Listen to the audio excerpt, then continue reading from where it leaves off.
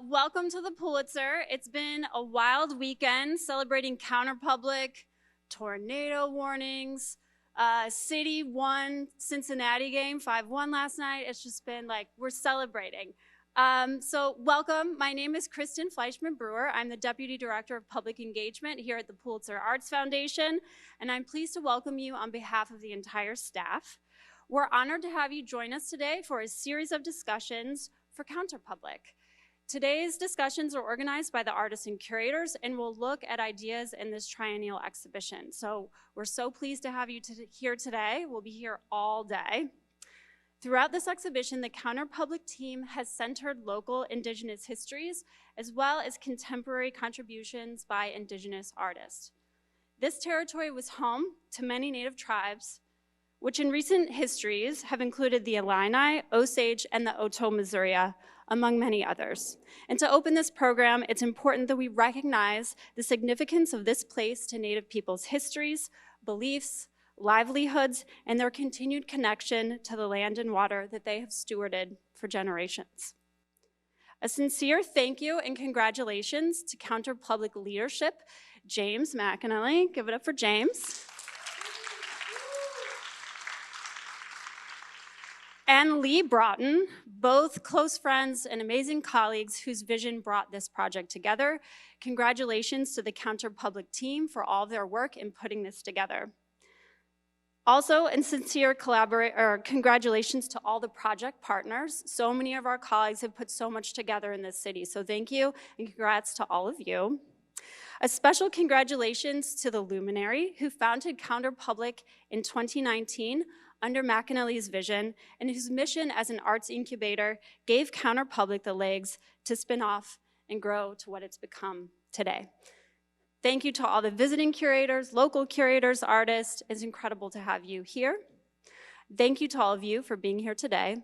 And I hope you find time to see our two current exhibitions, Fay Heavy Shield Confluences and The Nature of Things, Medieval Art and Ecology. They will be up through early August, and we will be hosting a number of programs in collaboration with Counterpublic as well.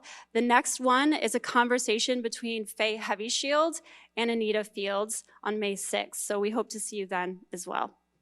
Before I kick it over to the team for the day, just a couple notes on hospitality. We have restrooms and water fountains on both levels of the museum. There'll be a food truck about midday, and our team is here to help you with anything that you need. So feel free to reach out to anyone in the galleries, and we're here for you. And with that, I will turn it over to James McAnally and this incredible group of curators. Thank you. Thank you so much, Kristen.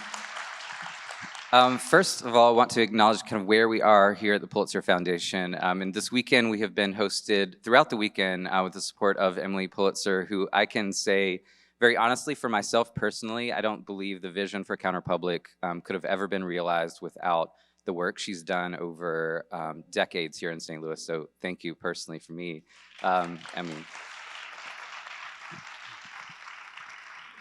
And to be hosted here also under the leadership of Kara Stark, the Executive Director here at the Pulitzer Arts Foundation and also Vice President of Counterpublic's board. So thank you also, Kara. And lastly, I see Lee here as well, co-founder and making all of this possible. So shout out to you, Lee. Thank you. So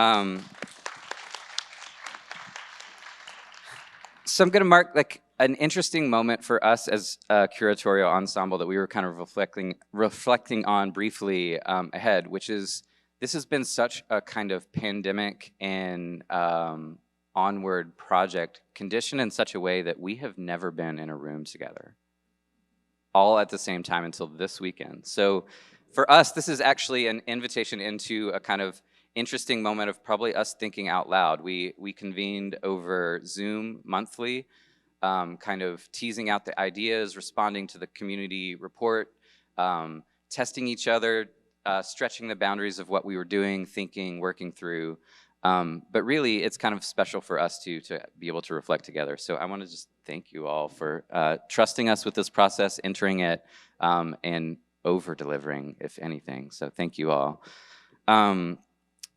first of all, I just want to kind of start off with a reflection on kind of the structure of how we organized this Counterpublic 2023. So we went in thinking about kind of how the sort of curatorial process, how did we want to do it specifically? Not how has it been done, how have others done it, but what is right for us? And so we really kind of emerged from reflection on the idea, the meaning of counterpublic. It is a word with a long history, a long meaning. I encourage you to look into it. But really looking at St. Louis and understanding that any specific block, any neighborhood, any city is multiple at all times, multiple entry points, multiple exit points, multiple points of view. And that the curatorial team needed to equally be kind of as expansive and open as the kind of terrain that we were working in. So we use the word curatorial ensemble quite consciously. It's a word that means parts of a whole taken together. And I think that that is reflective of St. Louis in a lot of ways. It is a place with many parts, many people, many different kinds of contexts. And so really wanted to kind of reflect on that, the sort of, we hold many different points of view, and that we're kind of consciously in this exhibition, and I think in this conversation, not trying to sum anything up. We're trying to open a space of more conversation, more depth, more complexity for you all to kind of scatter and take that on as well. But really, this is our first moment of reflection too, and so I kind of wanted to, I'll direct it to Diya, put someone on the spot so that they can respond.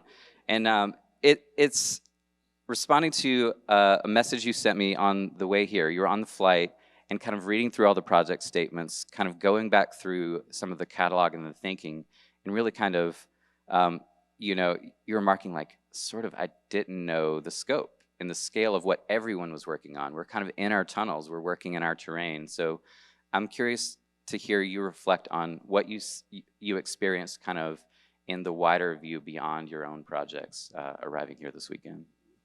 Yeah. Well, thank you for that question. I didn't know my text message would be put on blast, but I appreciate it. And also appreciate you and the whole team at Counterpublic for like truly all that you've done to make this possible. As I was flying down here, I reread all the project descriptions in anticipation of what we were going to be installing and seeing, and it just struck me how much this ensemble format allowed for us to do. I think like biennials and triennials are often measured in breadth, like how many artists, how many artworks, how many, what's the square footage? It's like the bigger, the better. But because we got to work alongside each other, we actually got to think more about depth and thinking within our geographic frameworks, within our like spaces of research.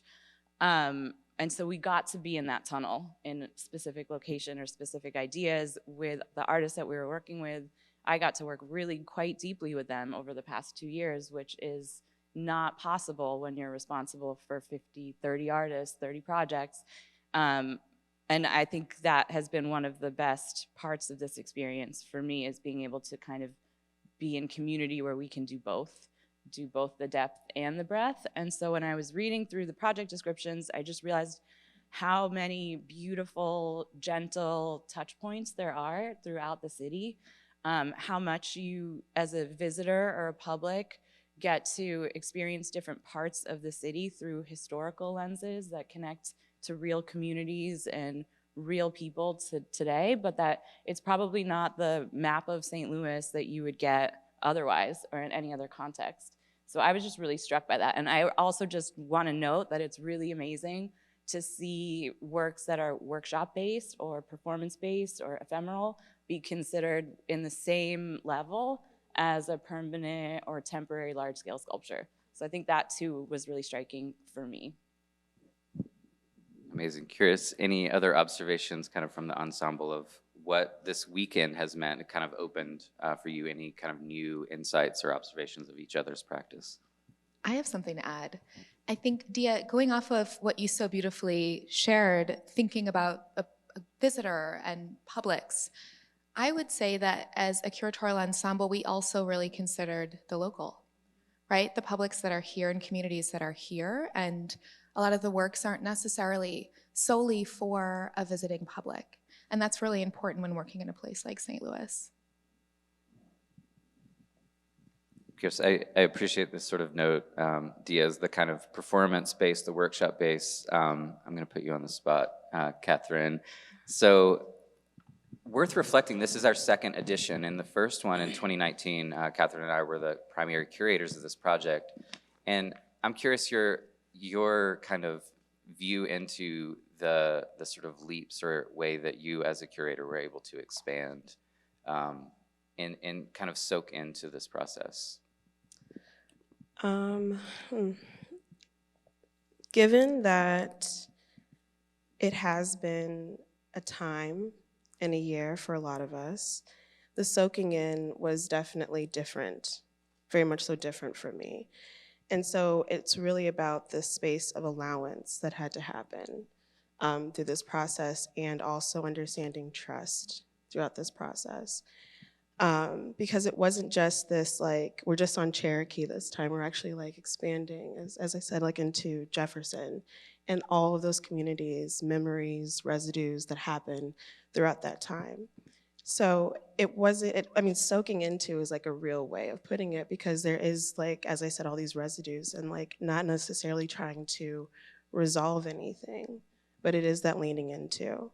So I think for me, it was like having this release of like not making something like repairing it, but actually like leaning into what's happening within these stories, within these histories, within these memories, and showing up as myself in these spaces, as opposed to just a curator trying to make a project.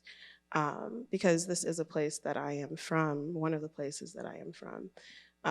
And so trying to not just make projects in spaces, but really understanding people within these spaces and the things that they have to say. So, yeah. Something I'm going to kind of reflect on is like, I hope many of you have been able to experience some of the performances, some of the sculpture, some of the temporary and permanent interventions this weekend. And I think something that has been there lingering for me, and we've reflected a little bit as an ensemble, is, you know, this is always true, I think, with exhibition making, with the research-based practices, but so much of this exhibition will never be seen.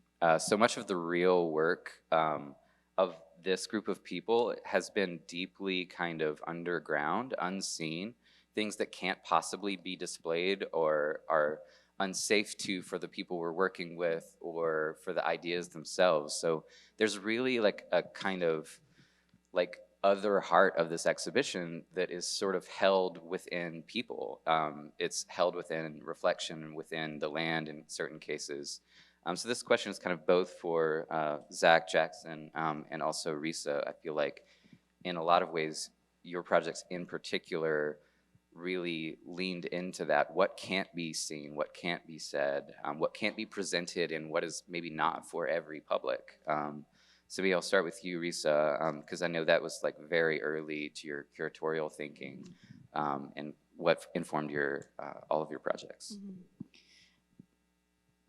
So as a person, I live in Chicago, I'm a guest in St. Louis, and coming here, and something that's absolutely striking to me is how every time I come to St. Louis, I learn something new, I see something different. And the idea that St. Louis is hard to see became the central premise of my project. And instead of engaging in these methods that amplify, extract, make bigger, I kind of also leaned into, as Katherine was saying, the hard to see-ness of it. It's hard to see because it's been erased. It's also hard to see because it's difficult. So how could I invite an audience to attune themselves to the space rather than to use these sort of more extractive methods that I think, or even forms that traditional public art exhibitions take, the monumental, the permanent, and to lean into thinking in terms of the ephemeral or attuning to the trace, as a way to also encourage a kind of different bodily or embodied response to the landscape, to allow these kinds of traces to then become more visible. Maybe it's about also sort of shrinking ourselves down to see them instead of amplifying them. Yeah, thanks so much for that response and that question. Yeah, I think I might just add that it's been such a great experience, working with you all, and I really just appreciate the openness of the invitation, and how there hasn't been this emphasis so much on this sort of public spectacle and sort of performance of virtue signaling, but a sort of understanding of what it really takes to conjure up and move forward some sort of future-oriented material transfers and shifts. And I feel like working with you all has been an amazing opportunity to not just focus on what's visible or what's happening right now, or even in the next few months, but to make sure that all these efforts are going towards something that will continue to grow and change and evolve. It feels like the start of something and not the end, and not just because this is the opening. And I think that's been a really profound experience for me, and not an experience I've had working in other arts contexts, and just something that I really appreciate. And just reflecting on finally being here together with you all, and finally seeing so much of the work. I've just been really struck by the geographic, conceptual, historical depth that you all have pursued together, and all those connections that I think are continuing to emerge and will continue to. And I've just been really heartened and just really a privilege to engage with you all in those ways and see those connections continue to grow. Hi. Yeah, I guess I'll just add that, yeah, it's been a great pleasure to have these conversations together and to be able to approach and share our own perspectives on this kind of predicament of the ready-made of settler colonialism that has impacted this space specifically with so many degrees of erasure, such that from New Red Order's perspective and Zach and I's, being called upon at many times to kind of represent a native kind of perspective, how could we approach in such a way that the erasures could remain legible, has been a challenge. And yeah, James is right. Many of those efforts may not be seen, at least immediately, but from a future-oriented perspective, how can we shift so that those erasures can, in some ways, be seen or felt toward the material transfer. And so those are ongoing efforts, but I would also say that experiencing these kind of ideas and projects, I'm struck by the degree to which all those projects have remained responsive and attuned in the way that sometimes I felt like my own perspective was unique, but this is a great realization that these are all things that we've been able to share and produce in such a way that is sensitive to those, to that predicament. So I'm thankful. Yeah, I'll just sort of maybe call attention to, because I feel like one of the things that is unseen. So, Zach, Jackson, and Adam as well, who's not here today, have created work. We're invited into the curatorial ensemble as artists to really think through their practice. So they have created a new work that is on view at the St. Louis Art Museum and on Cherokee Street. And then on billboards and signage throughout the city as a kind of advertisement campaign, in a sense, for land back, so in St. Louis, but the kind of consciousness around that in general. But really, one of the things that has been unseen and that you can't see properly in an exhibition way is that one of the we entered this process stating a couple of clear goals of, when we started the exhibition, we're kind of like, we want to work deeply and thoughtfully in community. We want to work deeply and thoughtfully and expansively with artists and create something new. But we also said, underlying that, what are we leaving behind, right? Like the initial invitation to everyone was to think infrastructurally, to think ancestrally, both like what brought us here, but also what is the longer tail, what is the longer work of this project. So I really appreciate that naming of like, this is a start. It's kind of an opening into more. One of those things is, with Risa and New Red Order, like that is sort of unseen is the kind of countless hours, conversations, the slowness around a process that we've been looking at Sugarloaf Mound as as a site that kind of means in many ways. It means in different directions. It sends meaning into the world. And being invited into that space, I remember, Risa, you and I drafting an initial letter to the Osage Nation, first asking permission. Can we use this name? Can we work in this site? Can we, what would be of use? What, as curators, as artists, how can we be of use to a larger kind of work that is far beyond ours? So being invited into that space took a lot of care and a lot of effort, and the sort of starting point for us is there's a kind of understanding of that site that the Osage have purchased, the summit of the mound. They have taken down a house on the top of the mound, and it's still visible. The foundations and stairs are there. It is fenced off. It is now Osage land, which is profound because in, something we've reflected on a lot, the state of Missouri has no tribal representation. So there is no formal entity on the city, state, or federal level on this land to represent it. And so that purchase of the land is concretely means something different. But the reality is the mound is larger than the summit. It's a platform mound. There are 3 houses that were built on this land. Not for nothing, some of you probably know the Close the Workhouse efforts and Arch City Defenders work there on the medium security institution here.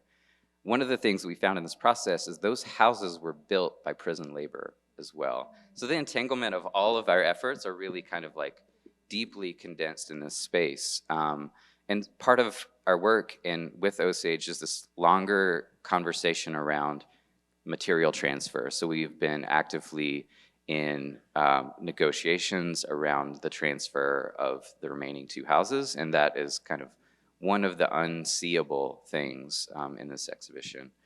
I kind of want to turn to that sort of like longer duration. So Diya, Allison, in particular, both of you are working with artists who are thinking kind of in this longer timeline, longer generation. So curious what you reflect on, maybe like what is left behind, beyond this weekend, beyond the 3 months, sort of how are you thinking about that permanence and generational thing?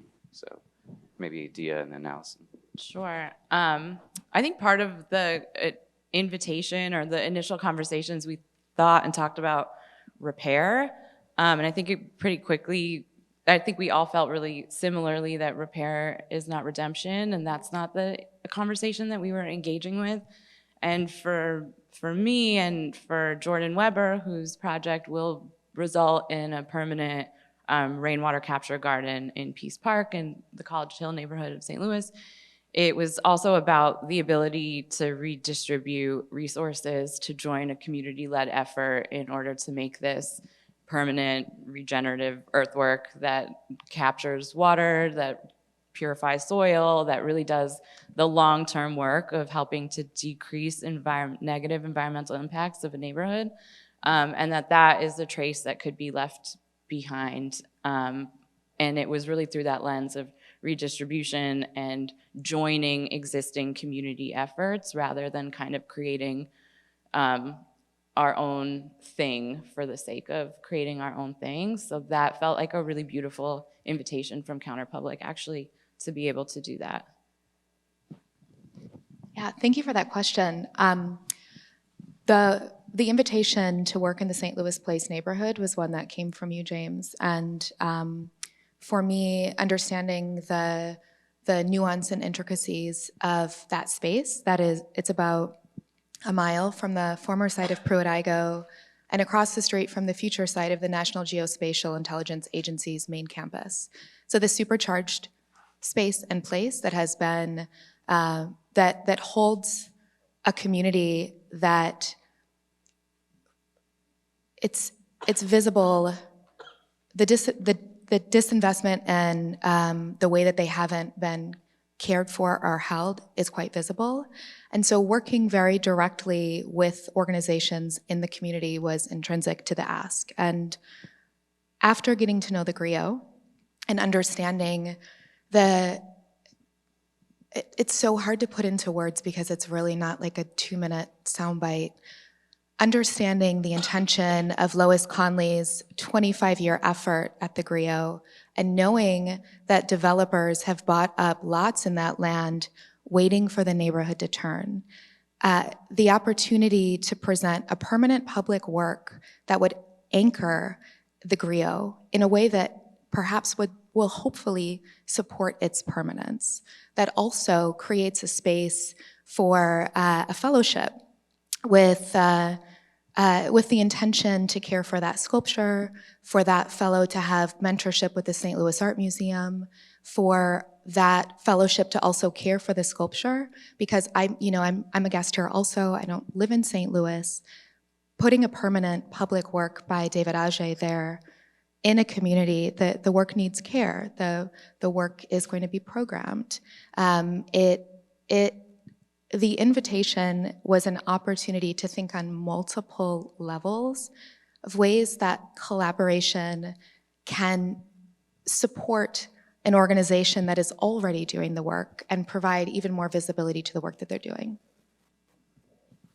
Yeah, I mean, I think something that both of you pointed to here is, the reality of, right, like I think we're all very intentional about reflecting on our impermanence as, right, like this is a triennial civic exhibition. Counterpublic is every 3 years, and we were kind of aware of like how to use this again as a tool, right? Like I think a lot about the sort of reflection of an arts institution as a kind of instrument. Like this is something that we pick up, we play, we perform in different ways. And a triennial, a biennial is a particular tool, right? That we were all very aware of, we were using to kind of manifest something else also.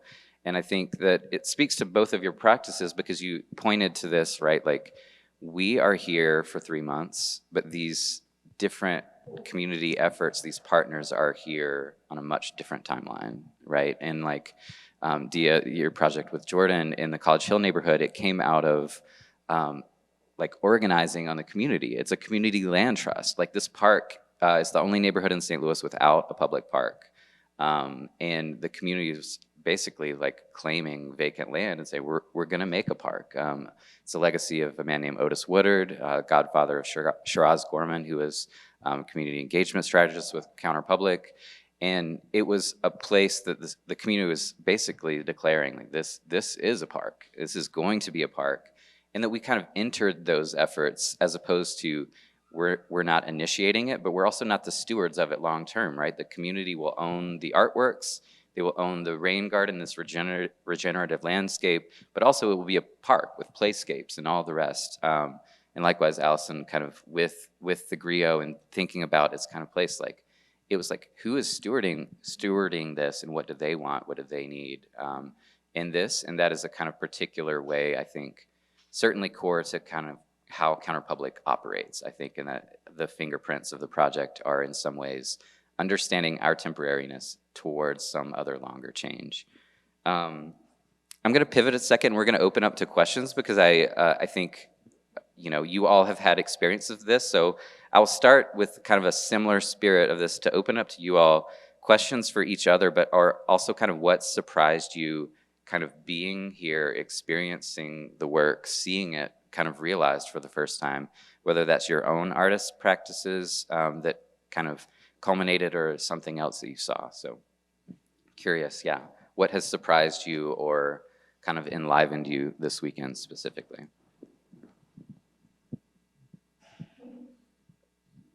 I think that what's really amazing is despite knowing about each other's projects and working alongside each other, but not together for 3 years, the amazing kind of correspondence that's happening, whether that's materially or historically. I'm thinking about Jackie Sumel's project with crushed bricks and David Vij's project, which is also using these unearthed bricks as material, and the different ways in which the artists are engaging with history. Jackie's project was to return bricks from St. Louis that had been taken out of Black community homes and sold downriver to New Orleans to make neo-plantation style architecture. She brought these bricks up back to St. Louis and crushed them, mixed them with clay from the Mississippi River and native seeds, and seed bombed the entire exhibition as a very different kind of project than Diya Vij, but also taking up that material, and that's so formative to actually the literal city being brought up from the earth. So that's just like one of many kinds of correspondences that are happening. And to see that we are finding the same, or kind of coming back to the same materials in really different ways was delightful and very surprising. And I thought also reflective of maybe our process of listening to this place. And I think just building on that, we, a few of us went out the other night to see Artist X's projection and sound installation in where the Mississippi meets the bluff.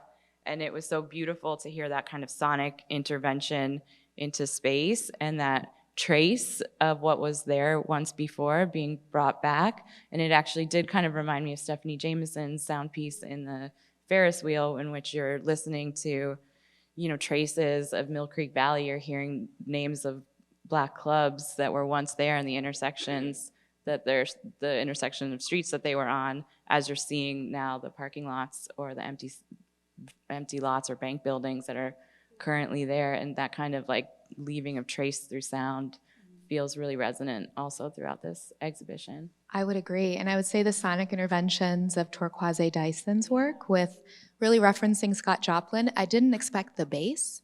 And it was a really lovely surprise and a really lovely connection to working with Mindy and Keith Obadike and Mastermind and the Jeep formers and like the custom cars and the hood cars and the Jeeps, and like being able to participate in that project and how that sonic resonance was really like very much connected to Torquaze's work and all of the other sonic interventions from Nicosi's to Stephanie's. Raven. And Raven, of course, Raven. So there were quite a few sonic traces.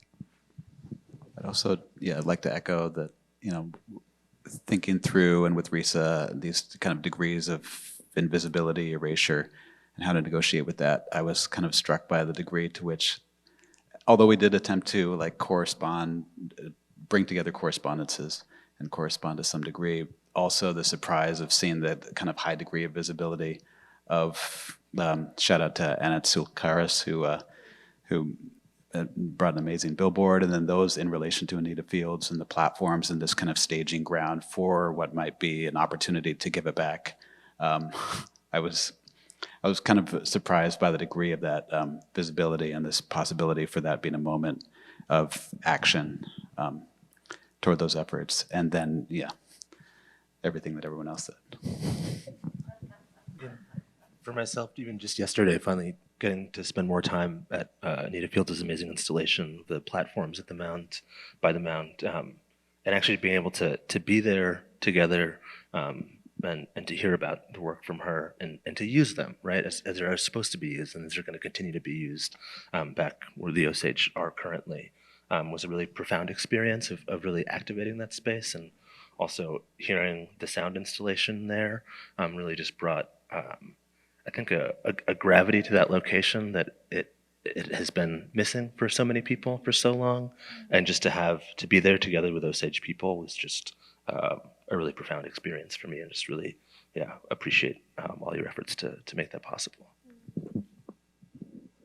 All right, with that spirit, we'd love to open up to the room. Questions? Yes.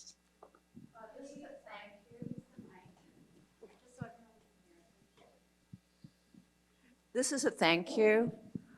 My career has been focused on international and community development in Africa, Latin America, New Mexico, and Northern California.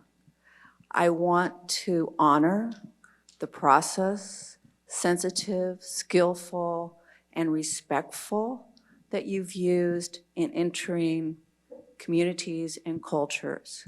It's certainly the most effective way to do it, but it's not a given. So I would like to honor that and also hope that one of the ways that you can expand the learnings of what you've been doing, this really extensive, monumental project that you've been doing, is to share that process with people. I mean, you do in speaking to it, but it would be wonderful even if you could do seminars, workshops on that. Often the reverse of that is what has caused endless that's the best I can say, harm in international development in Africa in particular that I know about, and other places as well. It's such a simple, common sense way to do it, but again, it's not a given, and so thank you.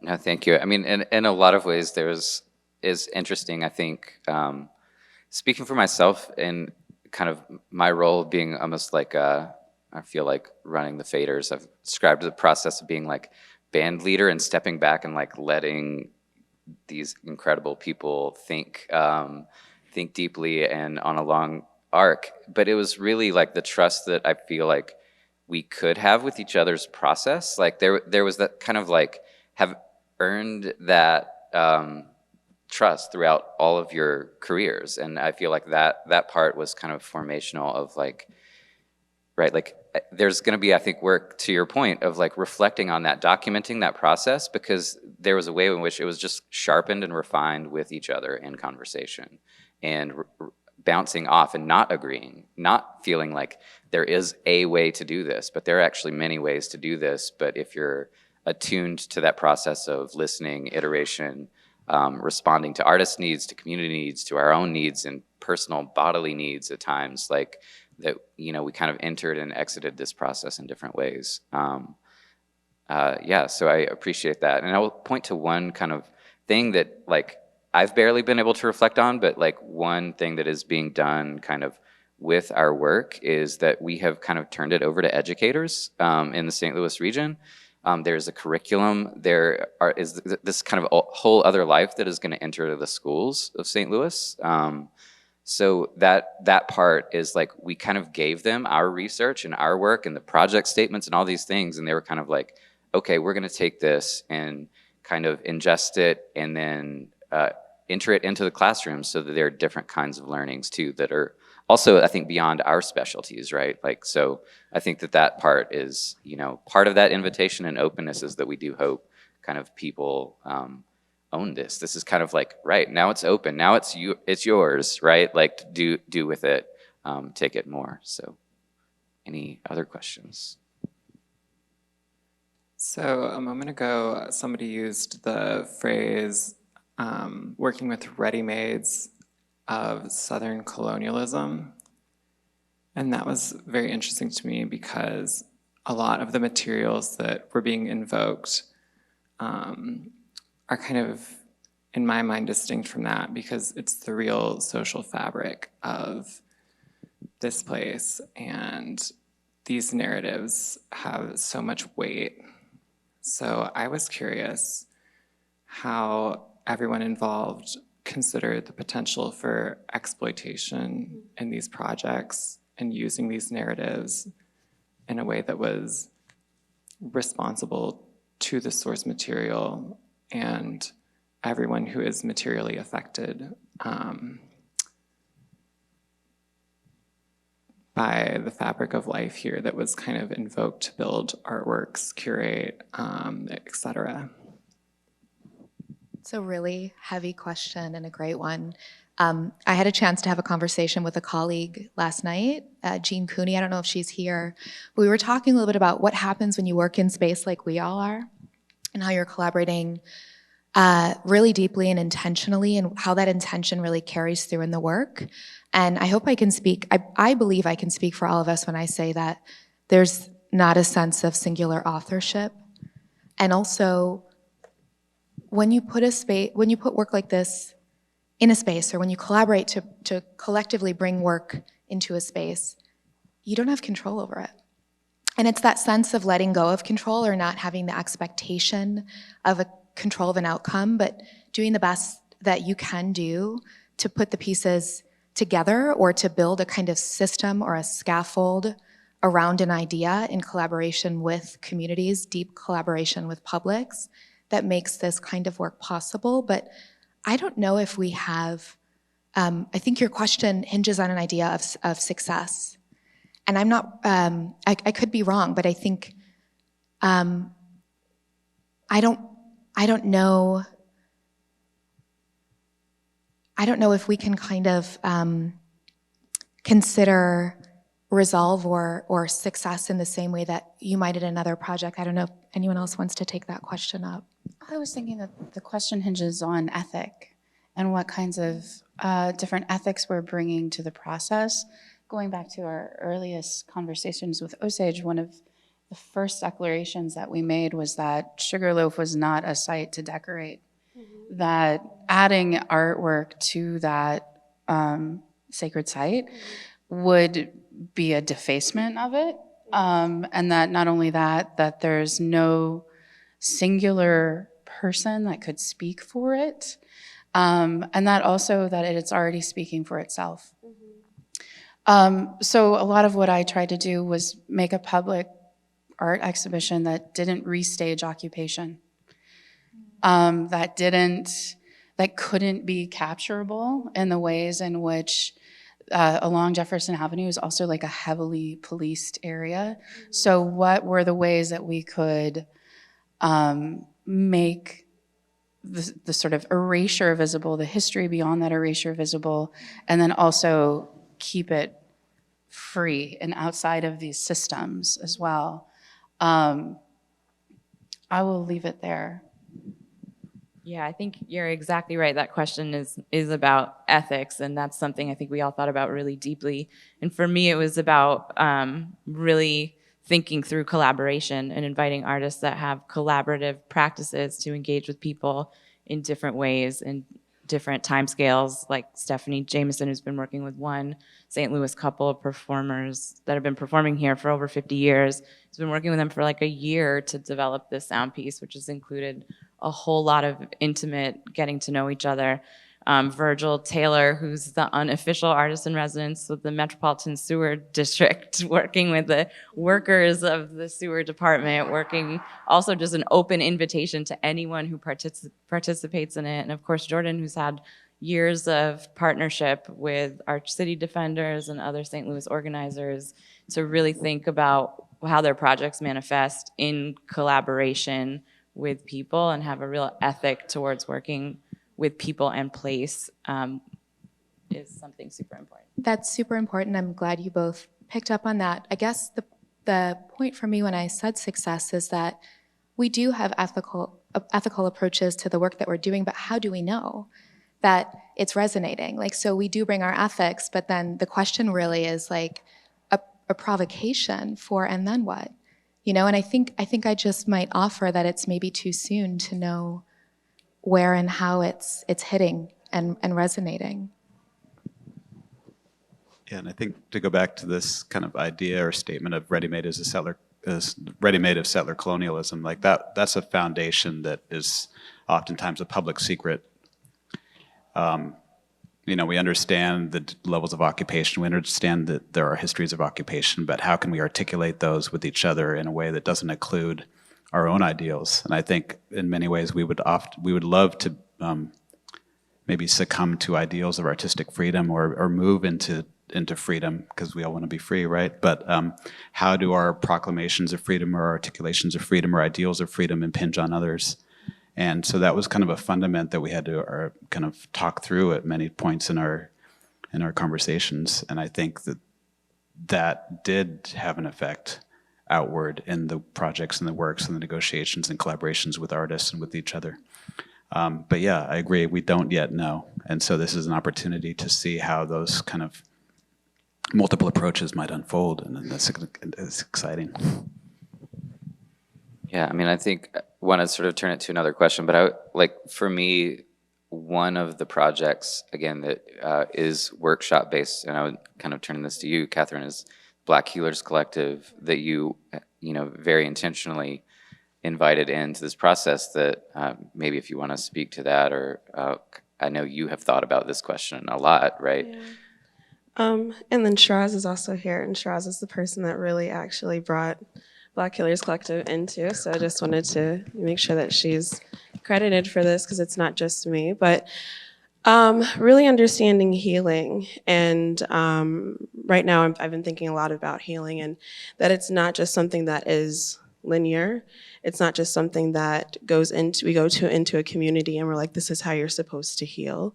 And which is what Jackson was also talking about. So it's, and Black Healers Collective in particular, they have these public ceremonies where we are talking about trauma. And that is not something that St. Louis is ignorant of. But it also means that, like, we have other things to discuss too, like joy and imagination. And so I think that that's something that I am trying to bring into this process with the artists that I've been working with, as well as Black Healers Collective, is like bringing spaces of joy and imagination within the healing process, because we have to also look past those things too. And discussing, like, just daydreaming, and how daydreaming also is a part of this process too. So which are things that I've learned through Bertini at Black Healers Collective, and just the really deep work around that. And it's not something that will just happen in one workshop. It's not something that will just happen through one public ceremony, but it is about a long relationship with someone and with an institution. So it's not just that, but it's actually like more. So. Yeah, thank you. So maybe one more question, and then yes. we'll try. Good morning. My name is Good Robert morning. Green, and I am one of the artists that was involved in the Counterpublic movement, the Counterpublic art exhibition. And I consider myself, I'm not a part of the organization, I'm an artist, but I do consider myself Counterpublic, because I'm defiant to the dominant public. We're standing in front of Mr. Kelly's artwork, Blue Black, and I love it. And in my work, there's a lot of blue black in it. And blue black is the darkest black that you can get. And if you talk about black people, that's the darkest you can get as a black person, blue black. And so blue black in my artwork represent darkness, but the darkness in American history. And I kind of stumbled into being an artist at this event. James gave me the opportunity, and I appreciate that. But as the process was unfolding, and people were coming in through the gallery, I noticed that there was a significant, and as here today, where are the African American? Where are the marginalized community that's not present? That's one thing that we need to really address. We're talking about spatial erasure, displacement and replacement. That's happening in one of the primary neighborhoods that they came through, and that's the neighborhood that I live in. And that's the St. Louis Place neighborhood.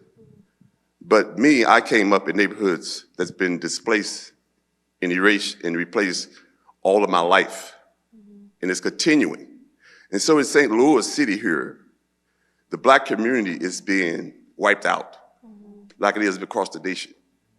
So the 14 wards where I live and I represent, and they represent a whole lot of territory, that is really the last frontier for black folks in the city of St. Louis.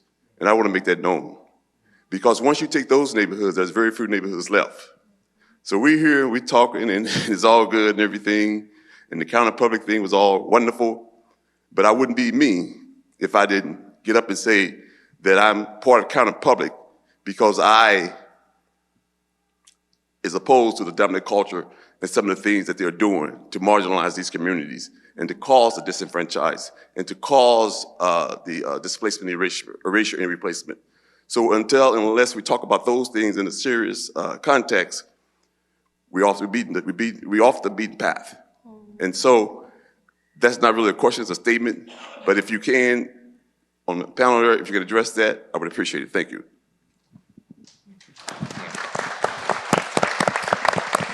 100%. Thank you, Robert. It's been a privilege to work with you. And I think for those who were there yesterday and didn't experience it, but I feel like Robert, very specifically, part of this exhibition, because of this larger work that he has undertaken, a kind of life work as an artist, but also as a storyteller, as a keeper of these communities. I think it was interesting. I'll kind of return back to a kind of entry point for us, which we talk about a lot, reflect on a lot, which is before, as curators, kind of started inviting artists in, that we had some pretty concrete directives in a way that we had heard from the kind of community outreach process. And that was one of these things, like, what is your relationship to development? What is your take on gentrification? What specifically, and that also art is not the only answer. Art is not enough. And one of the kind of phrases that like entered that, and we use it often, but it has like a very specific meaning that art is only the start, right? Like this entry point is like very important to name very specifically. We can't talk about repair in a kind of historical context without saying like, what are we seeding now? What are we resisting now also? So this isn't all kind of like responding to a past that is inert.